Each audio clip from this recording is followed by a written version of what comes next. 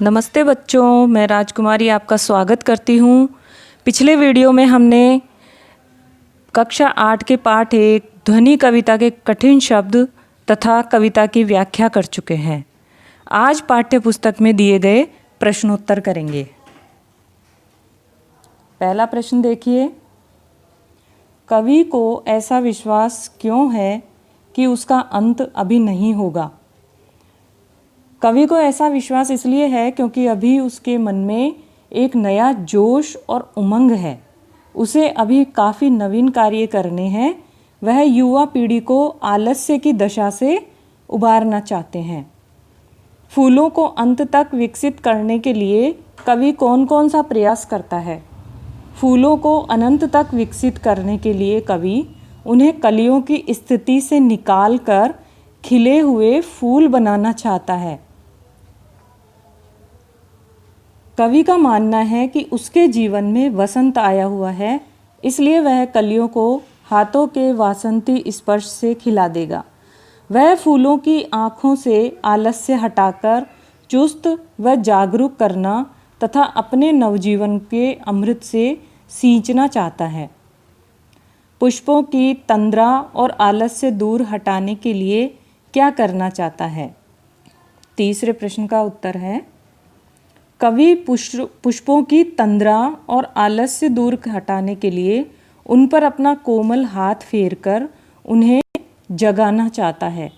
वह उन्हें चुस्त, प्राणवान, आभावान और पुष्पित करना चाहता है ताकि वे वसंत के सौंदर्य को और भी मनोहारी बना सके।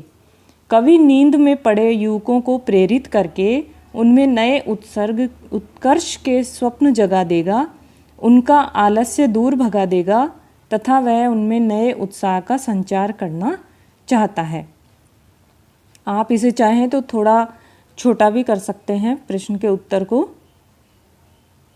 चौथा प्रश्न है, वसंत को ऋतुराज क्यों कहा जाता है?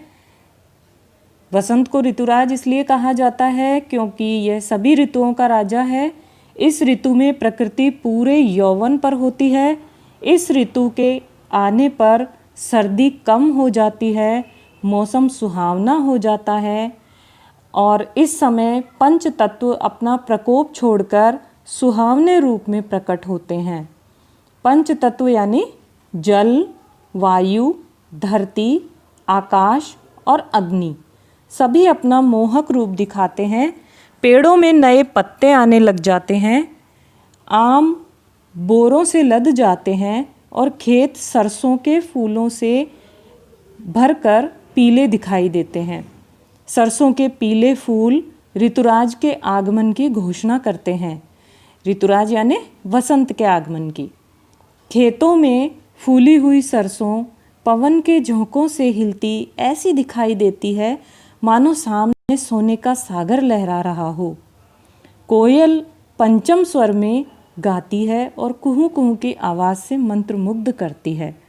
इस ऋतु में उसकी छटा देखते ही बनती है। इस ऋतु में कई प्रमुख त्योहार मनाए जाते हैं, जैसे वसंत पंचमी, महाशिवरात्रि, होली आदि। पांचवा प्रश्न देखिए, वसंत ऋतु में आने वाले त्योहारों के विषय में जानकारी एकत्र कीजिए और किसी एक त्योहार पर निबंध लिखिए। वसंत ऋतु में अभी बताया था मैंने कि फागुन और चैत, वैशाख माह के आरंभिक दिनों यानी कि मार्च और अप्रैल का महीना होता है। इसकी अवधि लगभग 2 महीने की होती है और वसंत ऋतु में कई त्योहार मनाए जाते हैं, जैसे कि वसंत पंचमी, महाशिवरात्रि और होली। इसमें आपको किसी एक त्योहार के बारे में निबंध लिखना है। होली का तो निबंध आप बचपन से लिखते ही चले आ रहे हैं।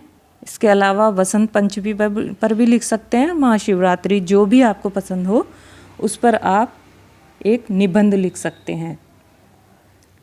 अगला प्रश्न आपकी पाठ्य पुस्तक में भाषा की बात में दिया हुआ है, जिसमें कुछ शब्द ऐसे होते हैं जिन्हें हम पुनरावृत्त करते हैं, यानी दोहरा कर करते हैं, एक से अधिक बार लिखते हैं और उनका अर्थ हम अलग तरीके से करते हैं, उसका प्रभाव अलग तरीके से आ जाता है।